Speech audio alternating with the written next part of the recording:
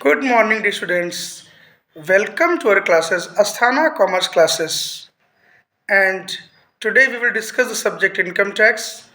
And our topic is what is the difference between foregoing of salary and surrender of salary.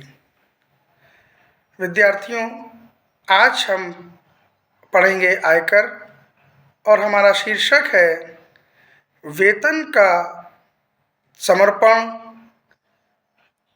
और वेतन का त्याग। वेतन के समर्पण और वेतन के त्याग में क्या अंतर है, आज हम इस पर चर्चा करेंगे। Forgoing of salary means waiver of salary by the employee after its accrual.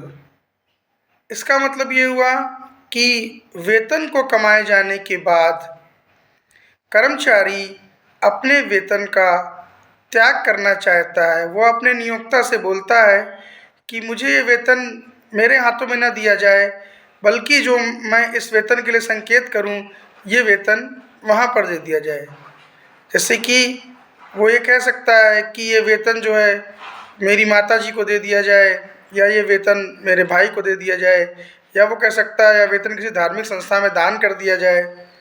तो इस प्रकार से जब एक कर्मचारी अपने नियोक्ता, अपने मालिक को ये बताता है कि वो वेतन अपने हाथों में नहीं लेना चाहता, बल्कि वो अपने वेतन का प्रयोग कर रहा है, तो ये है वेतन का त्याग करना, यानी कि फॉरगोइंग ऑफ सैलरी या वेवर ऑफ सैलरी।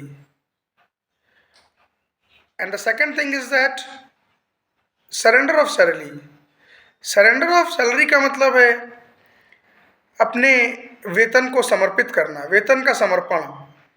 वेतन का समर्पण से ये आशय है, हम ये समझते हैं कि जब कभी देश में प्राकृतिक आपदाएं आ जाती हैं, बाढ़ है, भूकंप है, सूखा है, तो उस दशा में बहुत से देशवासी जो कि कर्मचारी हैं और अच्छा वेतन प्राप्त कर रहे हैं, वे अपने वेतन को केंद्र सरकार को समर्पित कर देते हैं और वो कहते हैं कि मुझे मेरा वेतन हम नहीं मानते, हम इसे कमा रहे हैं इस वर्ष का या इस महीने का, और ये वेतन हम राष्ट्रीय आपदा के लिए केंद्र सरकार को समर्पित करते हैं।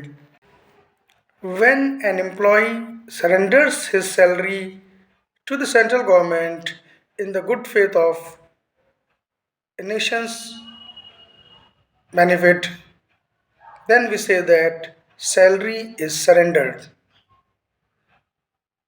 अब आगे हमें ये देखना है कि हम ये समझ चुके हैं कि सैलरी का त्याग यानी वेवर ऑफ सैलरी या फॉरगोइंग ऑफ सैलरी और सरेंडर ऑफ सैलरी यानी सैलरी का समर्पण, इनमें क्या अंतर है। दूसरा अंतर है इनकी करदेयता पर।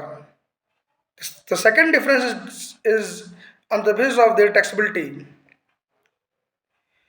जो सैलरी का त्याग है यानी वेवर ऑफ सैलरी है, वेवर ऑफ सैलरी या फॉरगोइंग ऑफ सैलरी जिसे बोल सकते हैं, तो वेवर ऑफ सैलरी को इनकम टैक्स डिपार्टमेंट एम्प्लॉय की इनकम मानता है और एम्प्लॉय के हैंड में उसे टैक्सेबल करता है। यानी वो जो कर्मचारी है, जो करदाता है, उसके हाथों में उस वेतन को, उस पर कर लगाता है, उस पर टैक्स लेता है। और जो सैलरी का समर्पण है यानी सरेंडर ऑफ सैलरी है, वो करदाता यानी कि कर्मचारी के हाथों में टैक्सेबल नहीं होती, उस पर कोई टैक्स नहीं लिया जाता। तो अब आप यहाँ पर समझिए कि ऐसा क्यों किया गया है कि वेतन का जो त्याग है यानी वेवर ऑफ सैलरी या फॉरगोइंग ऑफ सैलरी, तो उस पर टैक्स क्यों लगाया गया। उसका कारण ये है कि अगर इनकम टैक्स डिपार्टमेंट सैलरी के त्याग पर, क्योंकि वो सैलरी का त्याग, जो वेतन का त्याग है, वेवर ऑफ सैलरी है, वो एक्चुअल में कुछ और ना होके बल्कि वेतन का प्रयोग है। It is nothing else only use of salary, that is application of salary. तो डिपार्टमेंट ये कहता है, यहाँ पर ये कारण देता है कि इस प्रकार अगर हम इस पर टैक्स नहीं लगाएंगे तो हर कर्मचारी कहेगा कि सैलरी मेरे खाते में या मेरे हाथों में ना दी जाए, बल्कि सैलरी कहीं और जहाँ मैं निर्देशित करूँ वहाँ दे दी जाए। तो फिर सैलरी की टैक्सेबिलिटी कैसे डिसाइड होती। इसीलिए एप्लीकेशन ऑफ इनकम माना गया है वेवर ऑफ सैलरी को, और वो एम्प्लॉय के हाथों में टैक्सेबल है। On the other hand surrender of salary क्योंकि राष्ट्र के हित में है, राष्ट्रीय आपदाओं से लड़ने के लिए, मदद करने के लिए है, तो उसे एक अच्छे कार्य के लिए मानते हुए उस वेतन को हम कर्मचारी के हाथों में टैक्सेबल नहीं करते हैं।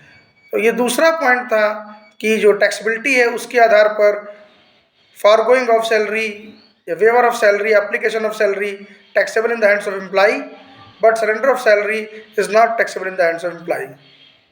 Thank you.